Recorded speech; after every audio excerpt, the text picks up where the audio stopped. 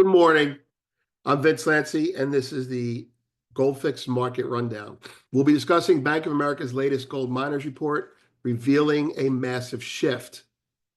You could see the gold mining screen that I have there, but we'll come back to that in a minute. 10-year yields are 431. The dollar is 103.51. The S&P 500 is 56.61. Gold is 30.29. Silver is 34.14. Copper is 496. Gold is up $28. 30.29. $3,029. WTI is 68.69. Natural gas is 404. Bitcoin is 82.68. Palladium is 972. Up 4. Platinum is 1007. Up 5. Platinum might be hitting 1100 before UBS's report is even out more than a month. Soybeans 1007, corn 448, and wheat 576. Okay, so let's get to the main event. One last bit of business before we start that. Yesterday's Goldfix analysis, closing the gold lease loophole. That was the morning rundown. Goldman, here's why gold rallied last week, and it's correct. Founders AM Bank asks which miners are most exposed to gold. That was a preview for them. They saw the report we're going to discuss right now, and that report will be out to premium later on today. Rabo, let them eat flat screens, and Goldfix PM, which has a cartoon of the dollar on it. There's the front page, and off we go. Discussion. Gold price leverage, who's exposed most to up and downside to gold price changes? All right. This is a Bank of America report. The latest report, weekly report from Bank of America, exposes a shift in focus. This report covers senior, mid-tier, intermediate, and junior producers, as well as royalty companies and the remaining primary silver producers in the market. Typically, Bank of America's metals reports are a routine publication, data-heavy, filled with colorful charts, comparing miners' performances to the stock market, and are largely uneventful. This week, however, the report stood out for us.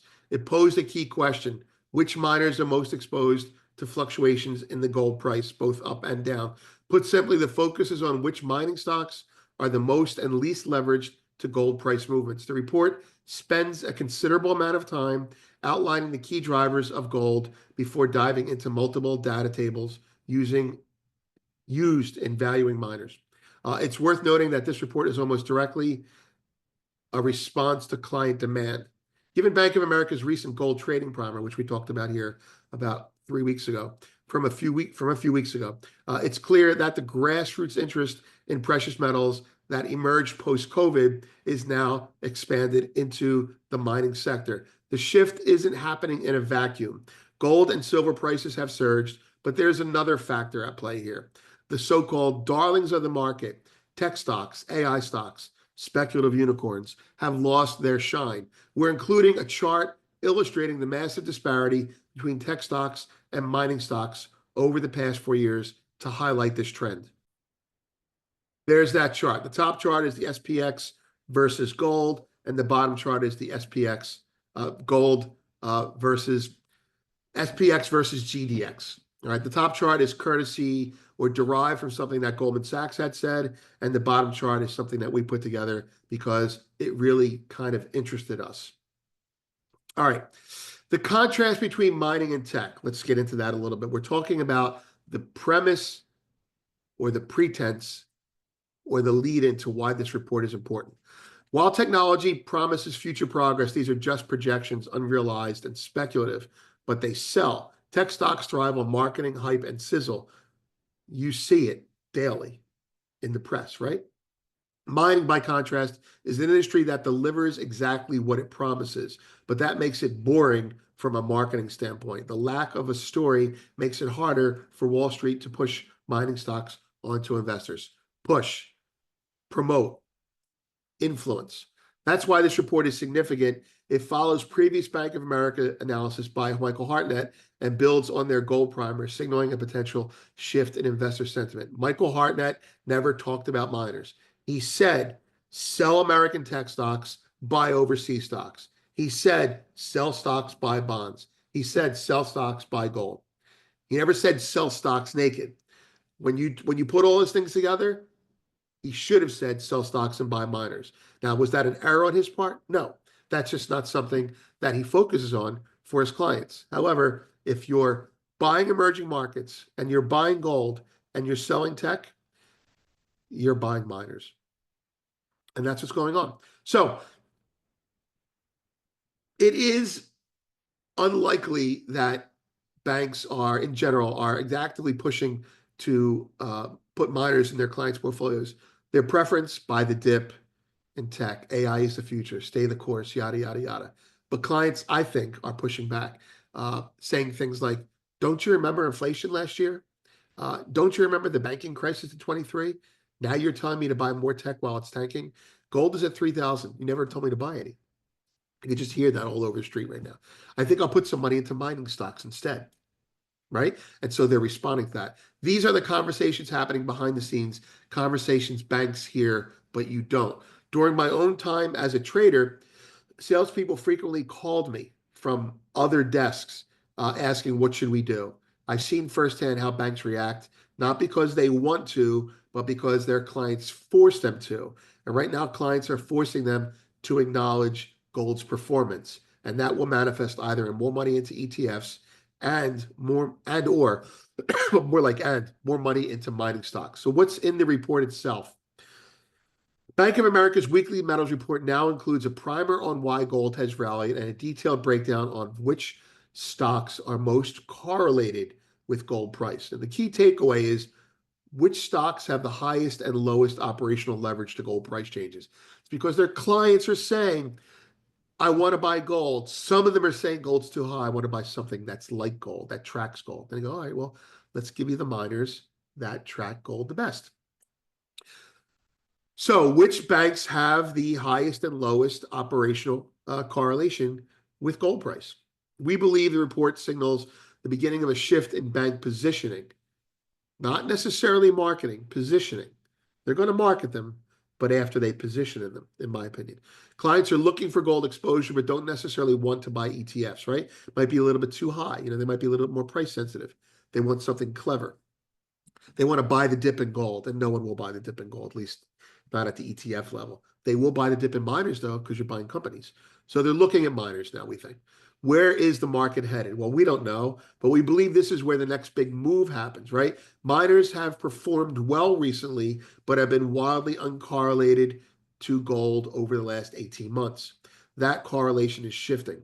The full report will be broken down and made available to subscribers, premium subscribers, around noon today. In the meantime, here's the key takeaway of the report. The gold commentary is excellent. It's not anything you don't know if you're a gold fix person, right? It's a solid summary for anyone following the market. It's something you give to your family when they say, tell me why gold is up. Boom. And you're like, I don't want to get into the 15,000 words that Vince has written because it's really quite long and I've already digested that. Just read this and get back to me. If you're a GoldFix premium subscriber, as I said, you already know that. If you're a tech investor considering gold, because that's who this is written for, this gives you the rationale to make the move, whether it's into ETFs or miners. Now, final thoughts. If you're skeptical of banks, and let's be honest, given our asset class, who isn't?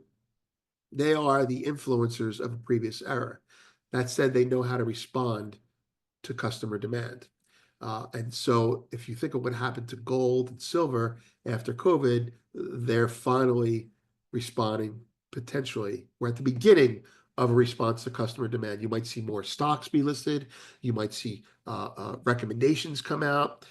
You might see individual equities, but they want to keep the money in-house. So if it's out of tech, they don't want it to go into a money market. There's no fees in that. So if you think that's a reason to not buy miners, fine, but I'm a flow trader and I see where the flows are going and I hopefully skate towards the right flows. So outside of Michael and a few select high-level analysts, no major Wall Street bank is yet telling you to sell tech and buy miners. And as a disclaimer, we're not telling you to do anything. We're just telling you what we're doing and what we have done. So the chart's there. Top chart, SPX versus Gold Cross, now back through two. There's plenty of better charts out there or more detailed charts, but we're showing you what was conveyed from a Goldman Sachs trader that he noticed about gold. All right, so the gold chart, the left oval is during the crash. Stocks crashed through. That green line is 2. The market went below 2, and gold stayed below there for a pronounced amount of time, and then it worked its way back up, and then it dipped again below where gold outperformed stocks during the COVID era. Remove COVID, okay? Pretend it didn't happen. I mean, we can't, but you get my point. Why did gold outperform stocks in the SPX back then? October 07 is when it crossed last time. Well, it outperformed because we had a crash, right? Okay, so you may say, first level, oh, we're going to have a crash. Maybe. I don't think so, right? I think if we're looking at it, the Fed's looking at it, and they're probably not going to let it crash. They'll probably let it drop, but they're going to let the bubble deflate, but not a crash. So again, ignoring COVID, here we are over here. Why are we doing what we're doing? Why are we through it again? Well, investors are aware of it again. You know, we had inflation. We had a banking crisis. I think I'll put some of my money in something safe. What's the Philip Morris for this generation? Well, it's going to be miners, which is the 70s all over. So after seeing that chart, I said, let's see what it looks like for GDX. So I went, this is the bottom chart is SPX divided by GDX. And so during the great financial crisis, there's the dotted line, the oval's a little bit to the right.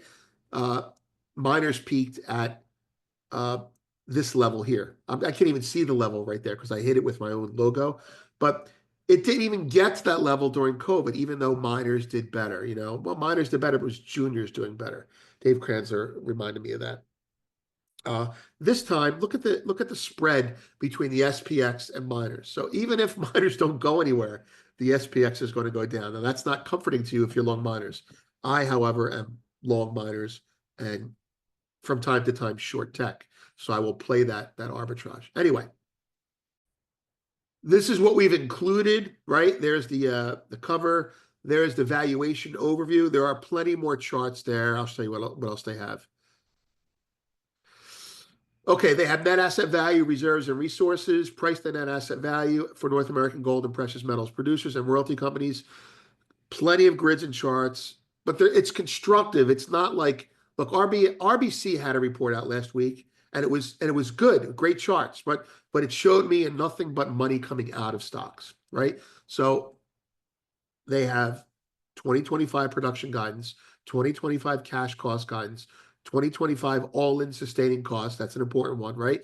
2025 CapEx, valuation comps, North American gold producer and royalty streamer, price to net asset value history, and much, much more. For now, we've included some price to net asset value and EV to EBITDA at the bottom. Market recap. Stocks ended higher in choppy trading as investors weighed latest economic data and U.S. trade policy. Shorter dated treasury yields rose on improved retail sales. The dollar weakened while gold prices continued to surge. Oil prices ticked up on U.S. attack on the Houthis, encouraging news out of China. There's some market news. We have full stories for those in premium at the bottom. You have your whole Wall Street Journal without the bullshit at the bottom today. All right. Data on deck. Fed decision was on Wednesday, and you can see we have a little bit more of the we have a little bit more of the data for. We have the best performing in their group, price to net asset value and price to EBITDA or enterprise value to EBITDA. Okay, final check on the markets. We're just going to give you a cursory look here. This is GDX. GDX is called 4538. I think that's up 2%. No, up about 1.5%. There's silver. There's the silver miners. The fact that there's a call higher means that people are trading them at night now, right? There's the GDX versus AIQ. That's my GDX versus tech stock trade. And on the lower right-hand side is silver, which is 34.21. And 2 days ago, I said it's likely to hit 35. Well, it's likely to hit 35. Final comment. I called a guy that I work with on metals, on physical. I was like, let me buy some physical. And every time I go to buy physical, the market rallies or it takes him a day or two to get back to me. So I'm going to buy miners instead of physical. Give you an idea. Okay, so I'm not going to wait. Timing is important right now for me. So I'm now looking at, do I buy a silver brick? Do I buy some gold? Do I buy some maples because I think they're going to go up in price? Or do I buy miners? I'm probably going to buy a combination of the three, but you can't buy physical just by pressing a button. That's it. I'm Vince. Have a great day.